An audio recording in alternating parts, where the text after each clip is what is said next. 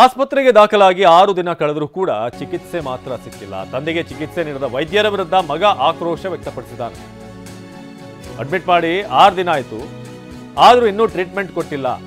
ವಿದೇಶದಿಂದ ವಿಡಿಯೋ ಮಾಡಿ ಸಾಮಾಜಿಕ ಜಾಲತಾಣದಲ್ಲಿ ಆಕ್ರೋಶ ವ್ಯಕ್ತಪಡಿಸಿರುವಂತ ಮಗ, ವಿದೇಶದಲ್ಲಿರುವಂಥ ಪುತ್ರ ನಾಗೇಶ್ವರಿಂದ ವಿಡಿಯೋ, ಕೋಲಾರ ಜಿಲ್ಲಾಸ್ಪತ್ರೆ ವಿರುದ್ಧ ಆಕ್ರೋಶ ಹೊರಹಾಕಿದಂಥ ಮಗ. ತಂದೆಗೆ ಕೈ ಮುರಿದಿದ್ದರಿಂದ 6 ದಿನಗಳಿಂದ ಆಸ್ಪತ್ರೆಯಲ್ಲಿದ್ದಾರೆ. ಆದರೆ ವೈದ್ಯರು ಮಾತ್ರ ಸರ್ಜರಿ ಮಾಡದೆ ಸತಾಯಿಸ್ತಿದ್ದಾರೆ ಅಂತ ಹೇಳಿದ್ದಾರೆ.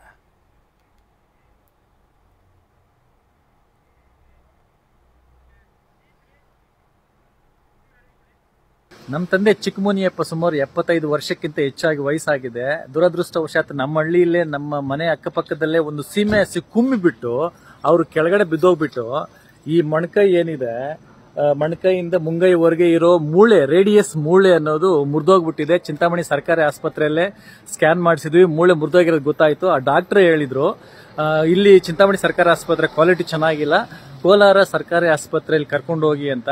17ನೇ ತಾರೀಕು ಬುಧವಾರ ದಿವಸ ಕೋಲಾರ ಸರ್ಕಾರಿ ಆಸ್ಪತ್ರೆಗೆ ಕರ್ಕೊಂಡೋಗಿ ನಮ್ಮ ತಂದೆನೇ ಅಡ್ಮಿಷನ್ ಮಾಡಿದೀವಿ. ಆದ್ರೆ ನೋಡಿ, ಇವತ್ತಿಗೆ 6ನೇ ದಿವಸ, ಇವತ್ತು ಕೂಡ ಅವ್ರಿಗೆ ಆಪರೇಷನ್ ಮಾಡಿಲ್ಲ. ಕಾರಣ ಯಾಕೆಂದ್ರೆ ನಾವು ಯಾವುದೇ ತರ ದುಡ್ಡು ಕೊಡ್ಲಿಕ್ಕೆ ಹೋಗಿಲ್ಲ ಅವ್ರಿಗೆ. ಅಂದ್ರೆ ಸರ್ಕಾರಿ ಆಸ್ಪತ್ರೆಯಲ್ಲಿ ಕೂಡ ದುಡ್ಡು ಕೊಟ್ರೇನೆ ಕೆಲಸಗಳಾಗ್ತವೆ, ಔಷಧಿ ಕೊಡ್ತಾರೆ, ಚೆನ್ನಾಗಿ ನೋಡ್ಕೊಳ್ತಾರೆ ಅಂತ ಇದೊಂದು ಉದಾಹರಣೆ.